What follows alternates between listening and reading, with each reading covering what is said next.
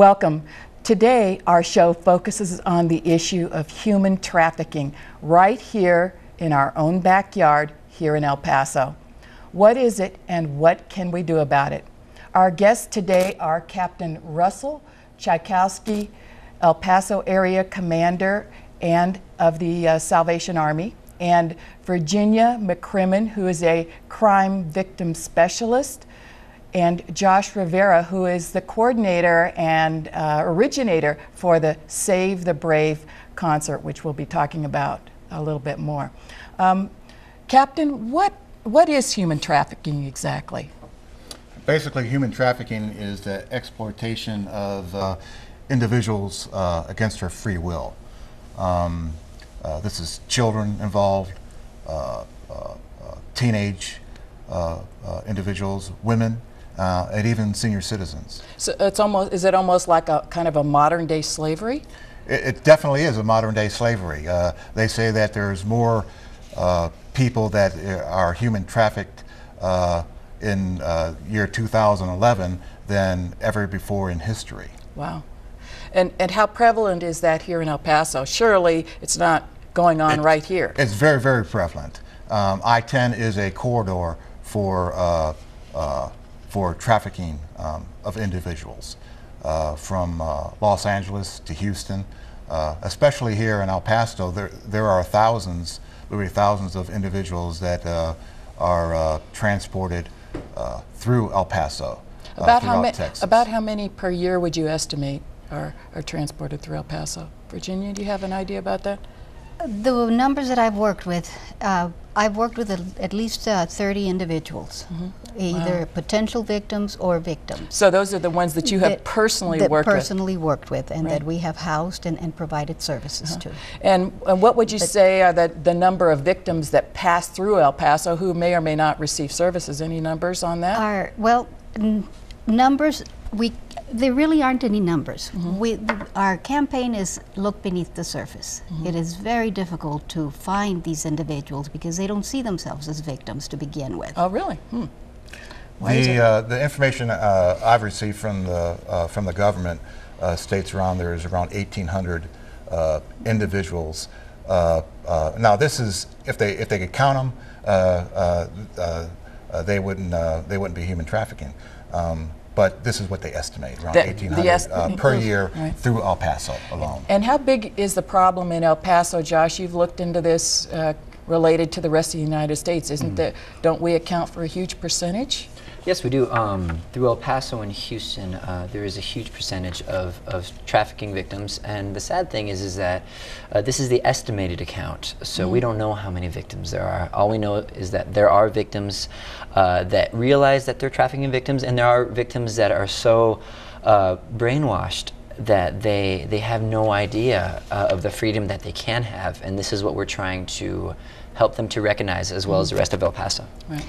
What we look for is the force, fraud, and coercion. A lot of times, again, that was what? That was trafficking. Okay, so it's force, fraud, and coercion. Force, fraud, and coercion. Those are the three elements that we look for in trafficking, and many people do confuse smuggling with trafficking. Oh, okay. Okay, smuggling is a crime against the border, whereas human trafficking is a crime against the person. So we look at it as a human rights issue. A human rights issue. And so what is your role, Virginia, and the Salvation Army's role in trying to combat this problem? Well, our program started back in 2005, although the Trafficking Victims Protection Act was passed in 2000. But our role, we became active with this endeavor in 2005 when the Department of Justice gave us monies through the Office of Victims of Crime, and it was a new model of working together with law enforcement. Law enforcement, all under the umbrella of Department of Justice. And law enforcement got their funding through the Bureau of Justice Assistance. So it was a very, I guess, a rocky beginning because law enforcement was not used to working with social service providers. Oh, okay. They thought perhaps we would contaminate their cases. Right. So how do you work with law enforcement to prevent human trafficking? Well, law enforcement is a crucial element. What happens is that we have the FBI and ICE They are the federal government who does the certification for these victims. We do involve a lot of the local law enforcement, the police, the sheriff's department, even the rangers, marshals, because any one of us can come across a victim of human trafficking. So how do you come across these people? Well, just a few weeks ago, in a nearby community, a massage parlor was raided, and several of the what we call victims, several of the ladies met with Virginia, and she assisted them with their needs. And a lot of this stuff is very, very confidential. Right. But the law enforcement has recognized Salvation Army, and especially Virginia, as a source, as an expert, as a resource to take, especially women who are involved in the sexual trade, to get them relief, get them a safe place to stay, to get them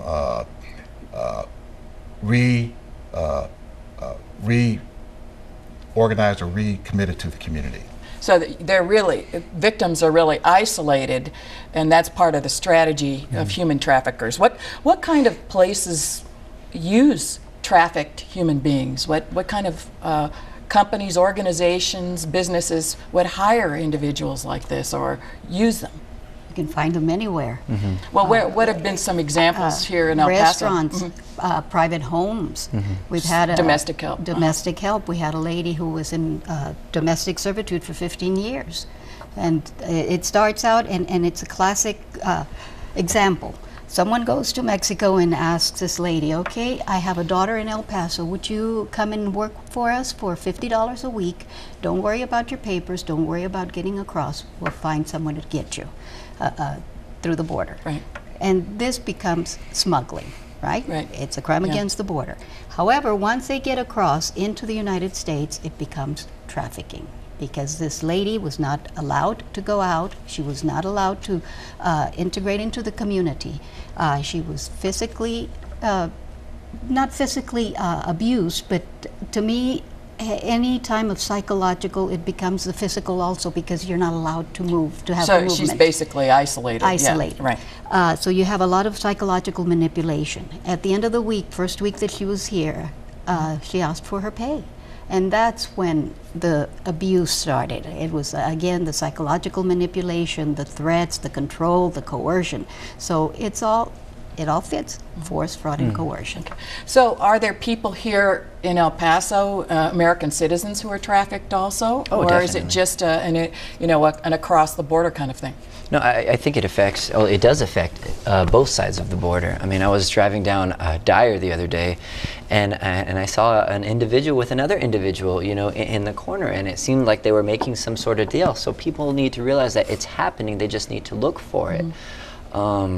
Is it just like, I could imagine it would be sort of runaway kids or kids who are in trouble, or do children actually get kidnapped off the streets? I mean, Within the last month, Virginia worked with a young lady. When she was 13 years old, she was dropped off on the streets of El Paso to totally fend for herself, and she ended up selling herself, and Virginia was able to really assist that young lady.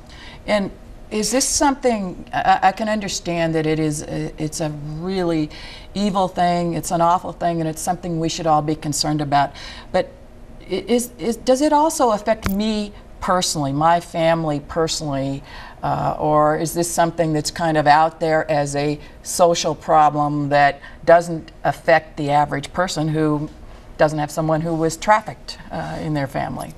I don't know, what effect does it have on the rest of us? Well, on a spiritual level, it does have an effect, because we are called to be the body of Christ, and we are called to portray that in every decision that we make with everyone that we meet. I mean, the Bible does say to care and to take care of those that we would consider to be the least of these.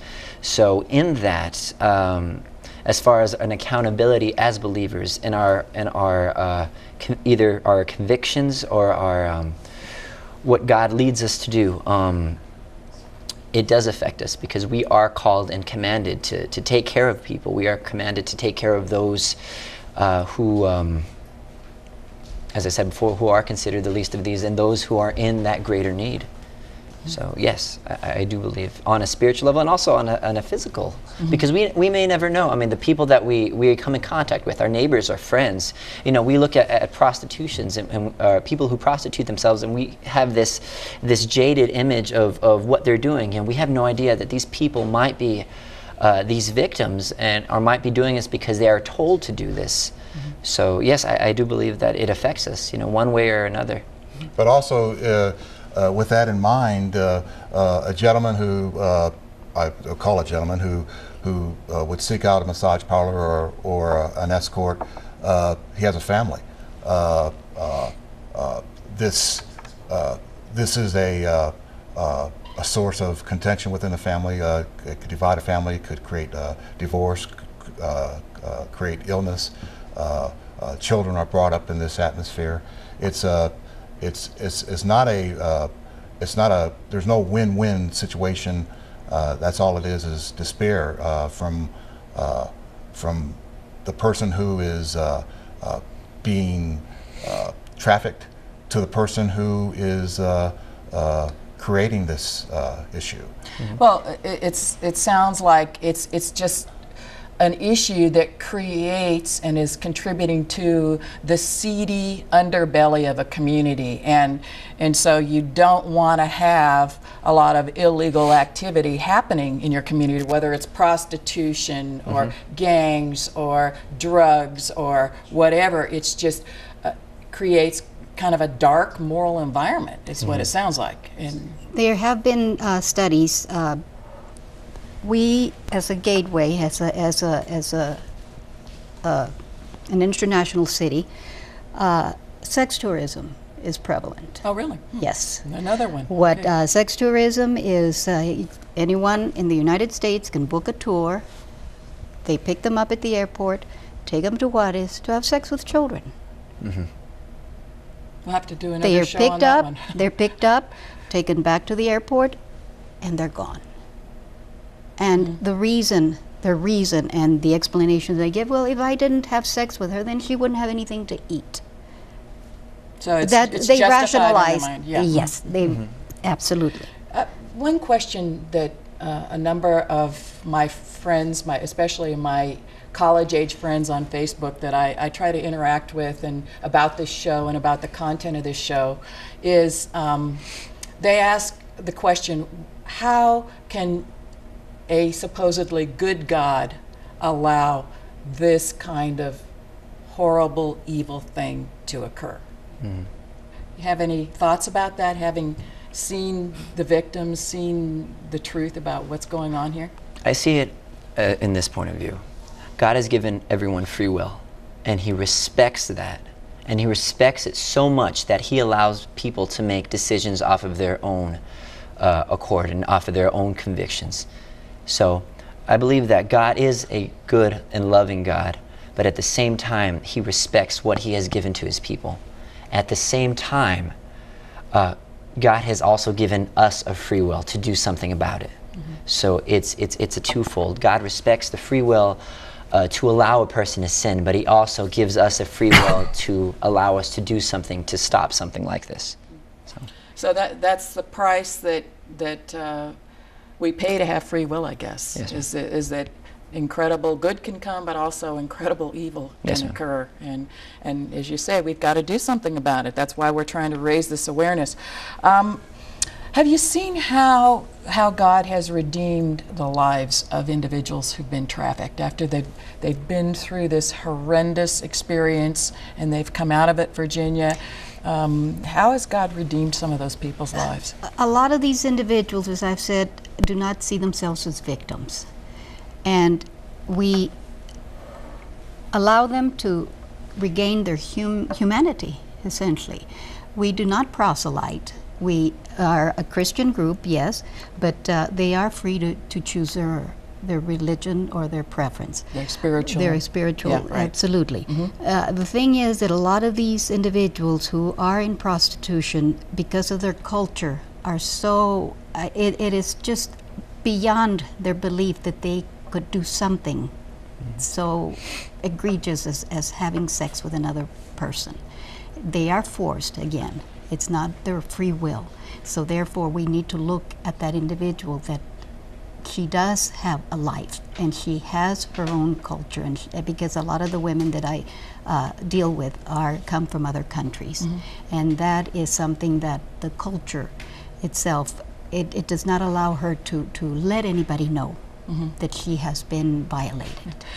And so is there kind of an element of denial going on here? It's hard to understand how someone could not see themselves as a victim when they're basically in slavery. How does that work psychologically? I don't understand. You need to think of the control, okay?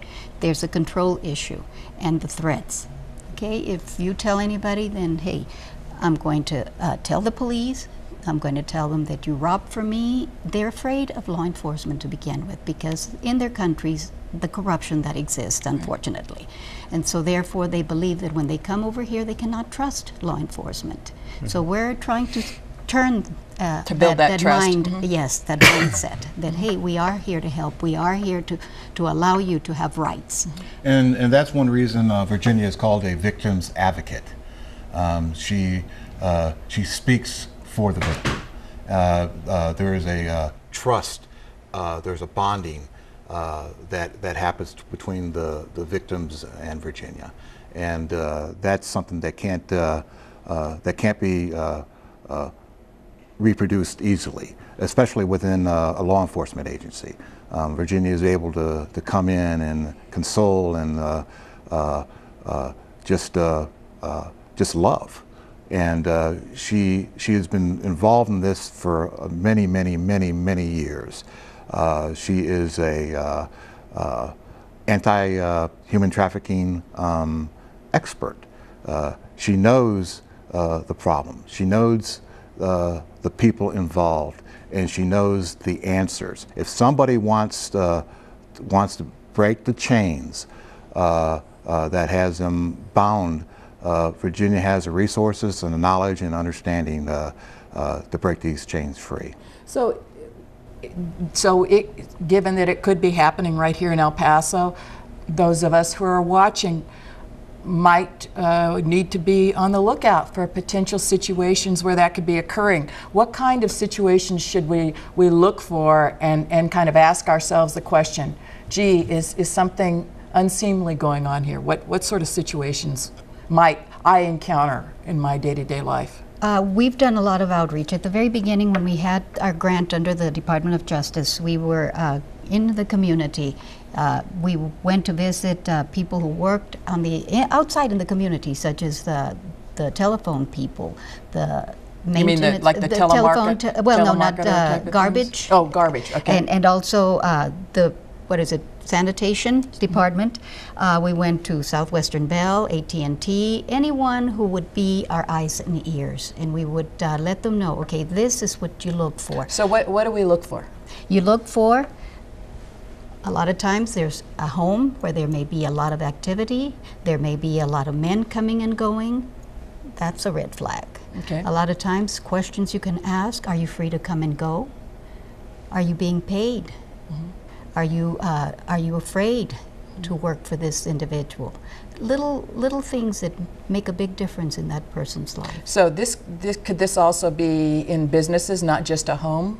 Might there be businesses that agricultural type of workers, or massage parlors, or even where it's not a massage parlor but perhaps some other kind of service? Under the guise of massage, yes, absolutely. Okay.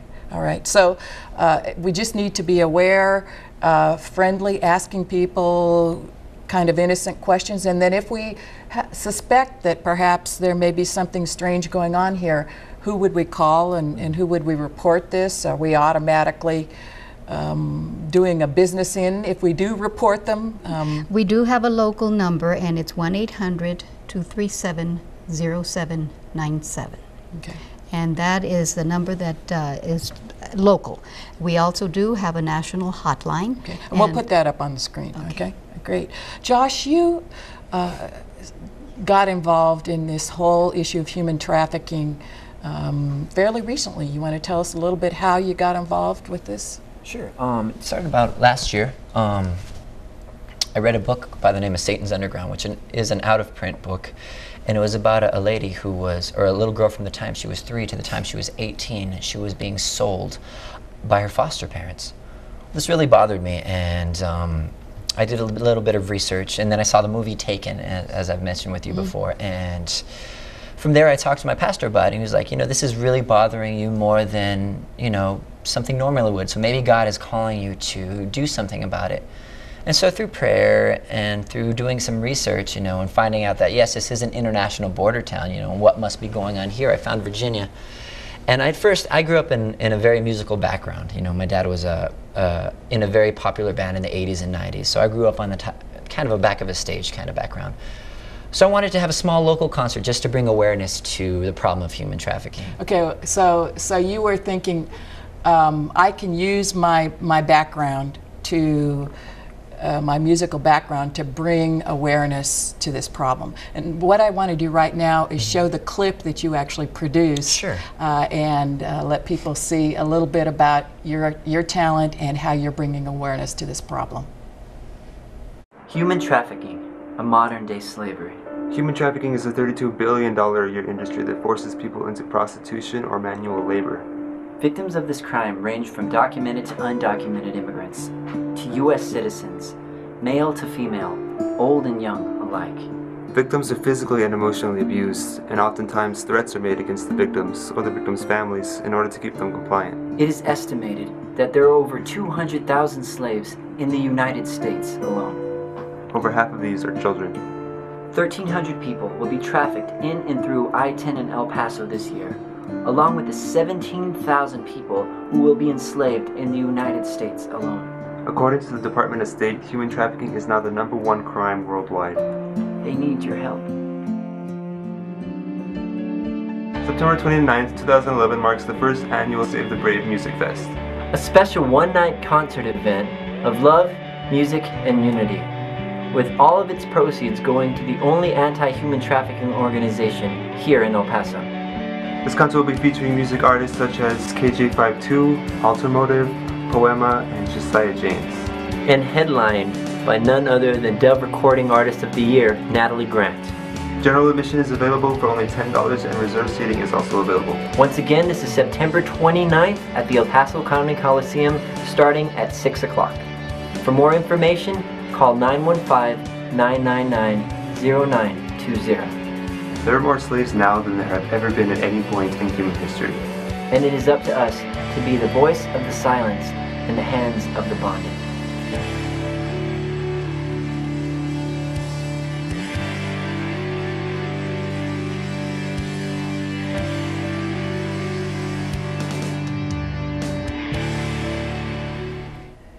So Josh, tell us about the event that's coming up and how we can be involved in it. Sure. The event is called the Save the Brave Music Fest. It's going to be next Thursday, starting at 6 o'clock, and we have sponsors that take care of the production costs, so that all of the proceeds can go directly to this anti-trafficking organization. We have some very big name artists in the Christian music industry that have contributed their time and their talent, their resources to help us fund. And who are those people? Well, we have Grammy-nominated and Dove Female Artist of the Year, Natalie Grant. She will be headlining this event, which is very exciting. Yeah, that is exciting. Wow. She's actually worked with us in order to have her come to this.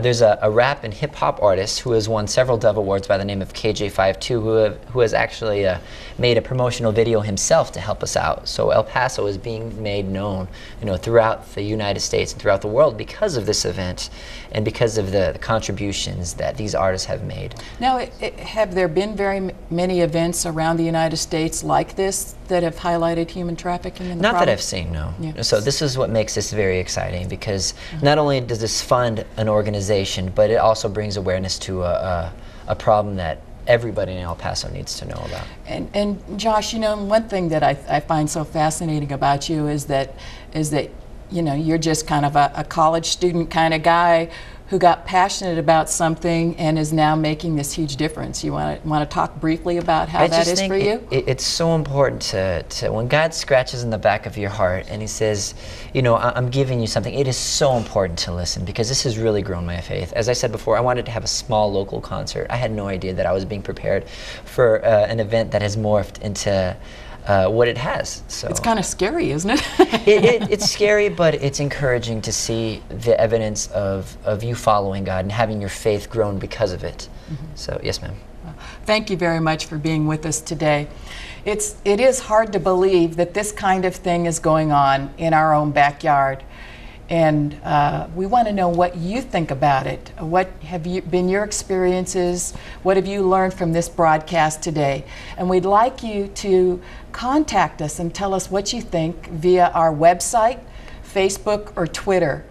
And tell us how you can get involved in this from your perspective. And don't forget that there is a concert coming up, Save the Brave, with Natalie Grant on September 29th. Also, we want you to save another date for another concert on Friday, November 4th, our KSCE concert with Steve Green. Yes. There's lots of great music coming up. And until next time, we want to thank you for watching.